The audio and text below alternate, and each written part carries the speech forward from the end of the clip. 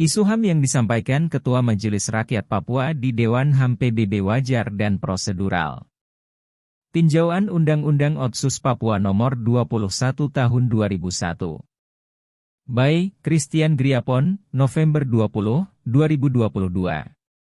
Pengamatan saya terhadap isu hak asasi manusia di wilayah New Guinea bagian barat yang disampaikan Ketua Majelis Rakyat Papua, Sir Timotius Murib di Dewan HAM PBB adalah hal yang wajar, dan telah melalui prosedur, serta tidak melampaui batas kewenangan yang diberikan Negara Republik Indonesia kepada Majelis Rakyat Papua, yang diamanatkan dalam Undang-Undang Otonomi Khusus Papua Nomor 21 Tahun 2001. Dikatakan melampaui batas apabila Majelis Rakyat Papua mendeklarasikan sebuah negara Papua Barat, yang sangat bertentangan dengan hak dan kewajiban yang diberikan Negara Republik Indonesia kepada Majelis Rakyat Papua berdasarkan Undang-Undang Otonomi Khusus Papua Nomor 21 Tahun 2001. Apa yang disampaikan Ketua Majelis Rakyat Papua adalah aspirasi penduduk asli Papua serta kondisi real yang dihadapi dan terjadi di wilayah New Guinea bagian barat, sejak wilayah itu ditransfer kekuasaan dari UNTEA, PBB, kepada pemerintah Republik Indonesia sejak 1 Mei 1963 hingga saat ini. Sebagai lembaga politik orang asli Papua, Majelis Rakyat Papua memiliki hak yang termuat dalam Pasal 22 Ayat 1 poin A sampai dengan E, Undang-Undang Otsus Papua Nomor 21 Tahun 2001. Pada poin C, menjelaskan tentang hak imunitas, yaitu hak untuk membicarakan atau menyatakan secara tertulis segala hal yang dihadapi penduduk asli Papua di wilayah New Guinea bagian barat lewat lembaga tersebut tanpa dapat dituntut di muka pengadilan.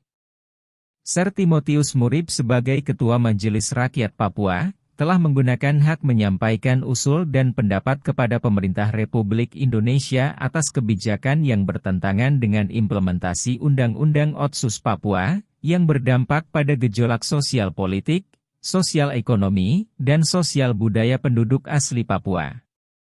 Kondisi real itu telah bersinggungan dengan hak-hak sipol, maupun hak-hak ekosop penduduk asli Papua.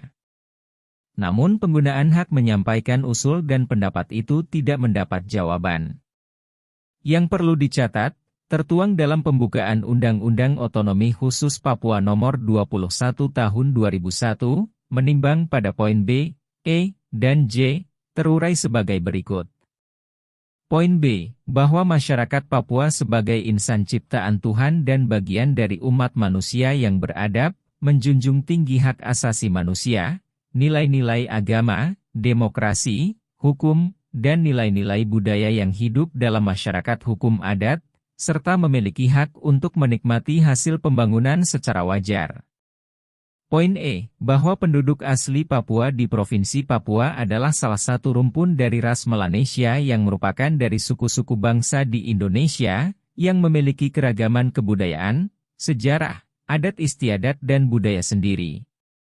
Poin J, bahwa telah lahir kesadaran baru di kalangan masyarakat Papua untuk memperjuangkan secara damai dan konstitusional pengakuan terhadap hak-hak dasar serta adanya tuntutan penyelesaian masalah yang berkaitan dengan pelanggaran dan perlindungan hak asasi manusia penduduk asli Papua.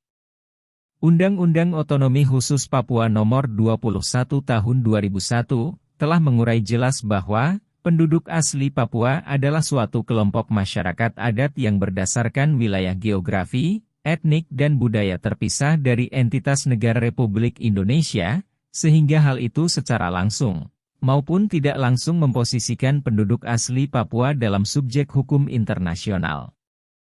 Dari konteks di atas, secara prosedural ketika hukum nasional di dalam negeri Indonesia tidak dapat menjamin, atau memberikan jawaban kepastian hukum bagi penduduk asli Papua dalam mencari keadilan, maka alternatif selanjutnya dapat dilakukan melalui hukum internasional lewat lembaga PBB yang berkompeten, guna mendapatkan jaminan perlindungan hak-hak sipol dan ekosop di bawah pengawasan masyarakat internasional. Sehingga sudah tepat apabila Ketua Majelis Rakyat Papua meminta perhatian masyarakat internasional melalui Dewan HAM PBB. Wassalam, KGR. Penulis adalah pemerhati masalah Papua Barat.